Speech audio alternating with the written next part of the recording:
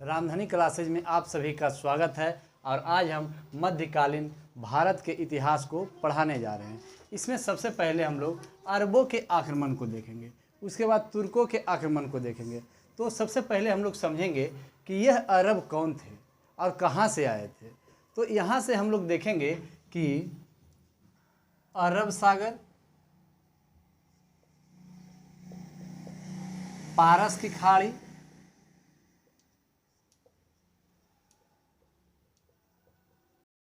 और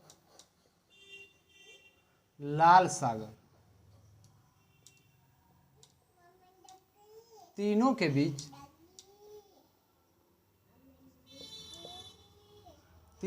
बीच के भाग को अरब कहते हैं, अरब कहते थे। तो यहाँ से सबसे पहले हम लोग अरब के एरिया को देखें कि अरब सागर और पारस की खाड़ी और लाल सागर तीनों के बीच के जो भाग भूखंड थे वह अरब कहलाए। और यह जो एरिया था वह मरुस्थली एरिया था। कैसा था?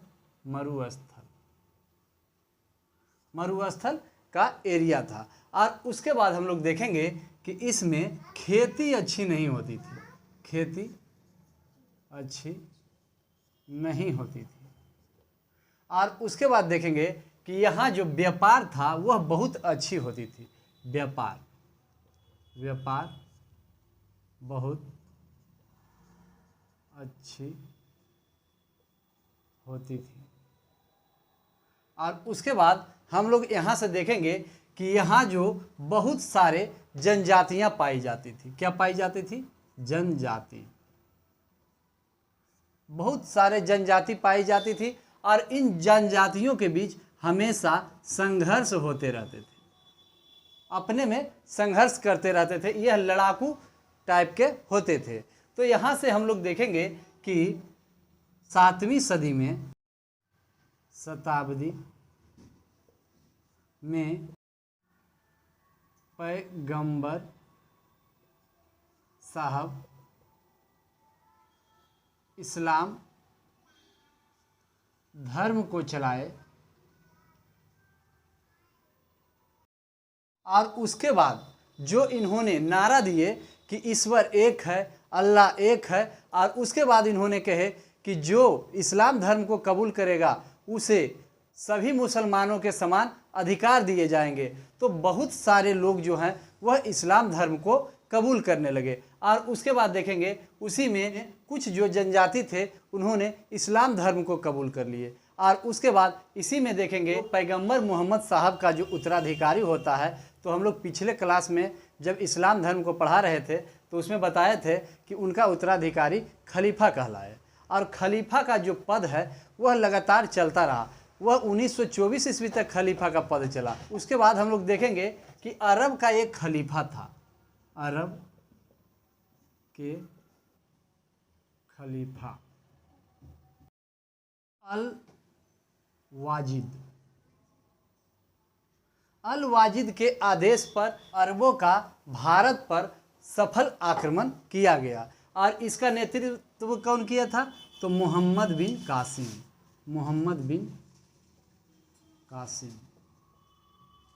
कौन किया था?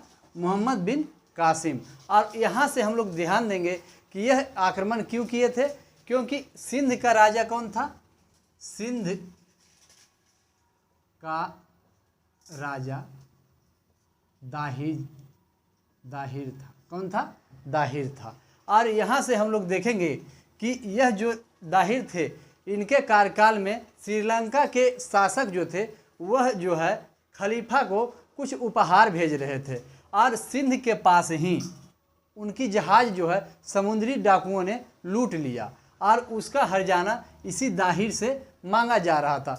तो इन्होंने कहा कि यह हमारे सीमा में नहीं लूटा गया है तो इसका हम हर्जाना नहीं भरेंगे। इसी को क्लेम लगाकर भारत पर अरबों ने पहली बार जो आक्रमण किए वह मोहम्मद बिन कासिम के नेतृत्व में किए। और 712 ईस्वी में यह इन्होंने सिंध पर आक्रमण कर लिए। तो यहाँ से अब हम लोग देखेंगे कि मोहम्मद बिन कासिम जो थे वह स्थल मार्ग से, कौन से मार्ग से? तो स्थल स्थल मार्ग से, मकरान के रास्ते, मकरान के रास्ते भारत पर हमला किया। और जब इन्होंने हमला किया तो सबसे पहले एक चीज़ और देखेंगे, सर्वप्रथम देवल, कराची पर हमला किए और इन्हें अपने कब्जे में लिए। उसके बाद सिंध के राजा दाहिर को पूरी तरह से परास्त किस युद्ध में किए? रबौर के युद्ध में पराजित हुआ और इनकी हत्या हो गई। इसी में इनकी हत्या कर दिए। उसके बाद हम लोग देखेंगे इसकी जानकारी, हम लोग को चचनामा पुस्तक जो है, पुस्तक इनकी जानकारी मिलता है। उसके बाद हम लोग देखेंगे कि यह जो मोहम्मद बिन कासिम जो भारत पर आक्रमण किए तो इनका मुख्य उद्देश्य क्या था? तो इनका उद्देश्य था धन दौलत लूटना, इस्लाम धर्म का प्रचार करना,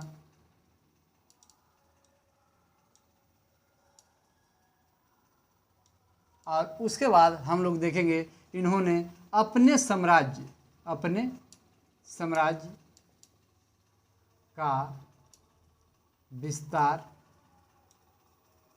करना। उसके बाद हम लोग देखेंगे इनके द्वारा एक कर भी लगा दिया गया। जब इन्होंने भारत से जाने लगे तो इन्होंने एक कर भी लगा दिए और उस कर का नाम जजिया कर हुआ, जजिया कर।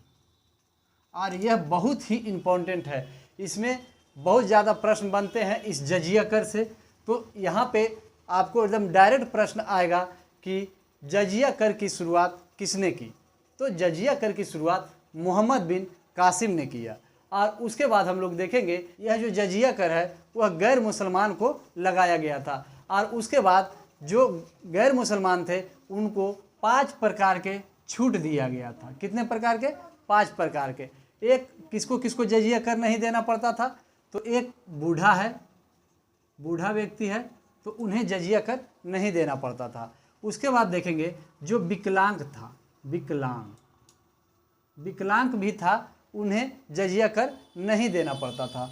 उसके बाद हम लोग देखेंगे कि महिला को भी जजिया कर नहीं देना पड़ता था। उसके बाद बच्चा अगर था तो उसे भी जजिया कर नहीं देना पड़ता था। उसके बाद हम लोग देखेंगे ब्राह्मण अगर हैं तो आपको जजिया कर नहीं देना पड़ेगा। तो यहाँ जजिया कर से और भी प्रश्न बनते हैं जो हम आगे बताएंगे।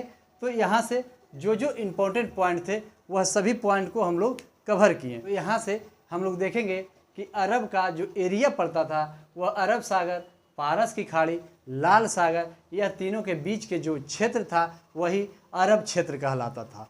तो यहाँ से उसके बाद देखेंगे कि यह जो अरब क्षेत्र था यह मरुस्थली भूमि था। यहाँ का ज़मीन जो था वह उपजाऊ नहीं था, इसलिए खेती अच्छी नहीं होती थी।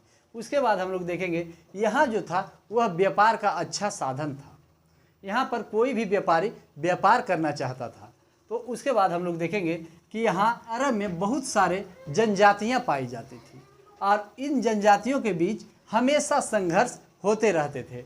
और उसके बाद हम लोग देखेंगे कि पैगंबर मोहम्मद साहब ने जब 7वीं सदी में इस्लाम धर्म को चलाए और उन्होंने ईश्वर एक है, अल्लाह एक है का नारा दिए तो बहुत सारे जो जनजाति हैं वह इस्लाम धर्म को कबूल करने लगे। और पैगंबर मोहम्मद साहब ने बोले कि यदि कोई भी इस्लाम धर्म को कबूल करता है तो उन्हें सभी मुसलमानों के समान अधिकार उनको भी मिलेगा।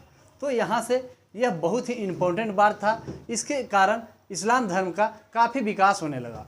उसके बाद हम लोग देखेंगे कि जब पैगंबर मोहम्मद साहब की मृत्यु हो गया तो उनका जो उत्तराधिकारी हुए वह खलीफा कहलाए। और उस समय अरब में खलीफा जो थे वह अल वाजिद था। और अल वाजिद के आदेश पर ही भारत पर पहली बार अरबों ने आक्रमण किए और यह आक्रमण मोहम्मद बिन कासिम के नेतृत्व में किए। और यह क्यों किए? क्योंकि श्रीलंका के जो राजा थे वह कुछ उपहार अरब के राजा को भेजे थे और वह जो है सिंध के आसपास में समुद्री डाकुओं ने उसे लूट लिया। और इसका जो आरोप लगाए वह किस पे लगा दिए, तो दाहिर पर लगाए। और यह जो दाहिर पे लगाए और इनको हरजाना भरने के लिए बोले कि आप या तो हरजाना भरिए, नहीं तो हम आप पर आक्रमण कर देंगे।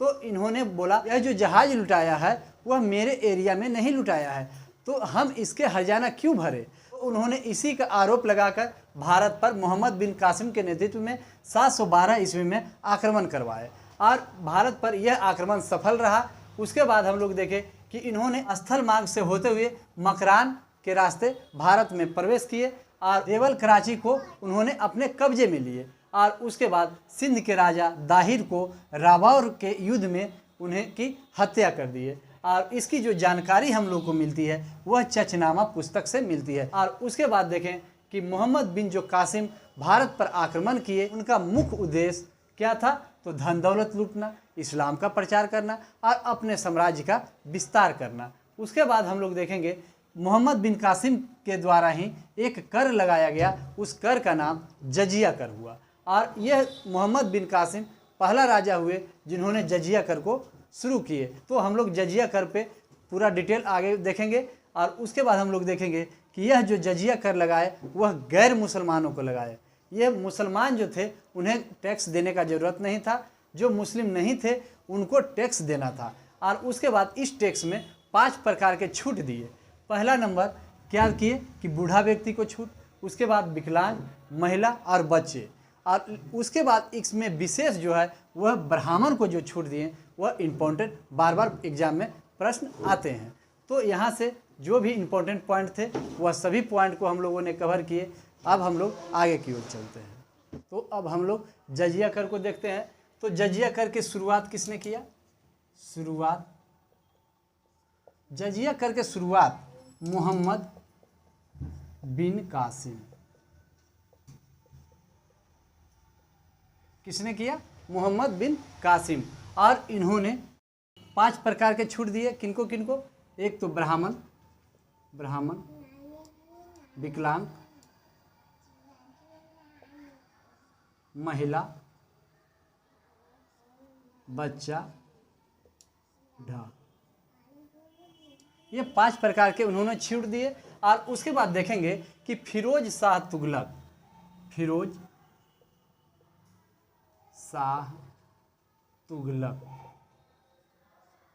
इन्होंने ब्राह्मणों पर भी जजिया कर लगा दिया। क्या किया, ब्राह्मण पर भी जजिया कर लगा दिया। उसके बाद हम लोग देखेंगे अकबर ने यह जजिया कर को ही समाप्त कर दिया। और उसके बाद देखेंगे कि औरंगजेब आए, और इन्होंने पुनः जजिया कर को लगा दिया। यह पुनः जजिया कर को क्या किए, स्टार्ट कर दिए। और उसके बाद मोहम्मद शाह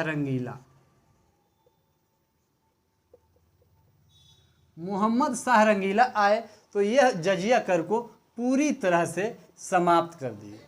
क्या किए, पूरी तरह से समाप्त किए। तो यहाँ से क्वेश्चन बनेगा कि जजिया कर को पूरी तरह से समाप्त कौन किए, तो मोहम्मद शाह रंगीला। और जजिया कर की शुरुआत किसने किए, तो मोहम्मद बिन कासिम।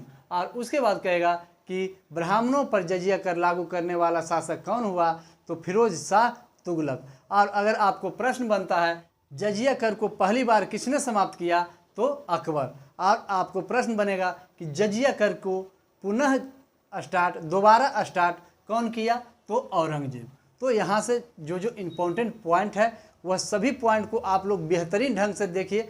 हिस्ट्री को सबसे पहले आप समझने का कोशिश कीजिए। यदि आप समझ लीजिएगा तो आपको एग्जाम में कहीं कोई परेशानी, कहीं कोई दिक्कत नहीं होगा। तो यहाँ से हम लोग यह भी पॉइंट याद रखेंगे कि ब्राह्मण, विकलांग, महिला, बच्चा, ये सब को जो है छूट मिला था जब मोहम्मद बिन कासिम लगाए थे। तो और यह जजिया कर कैसा कर है, तो गैर मुस्लिम कर,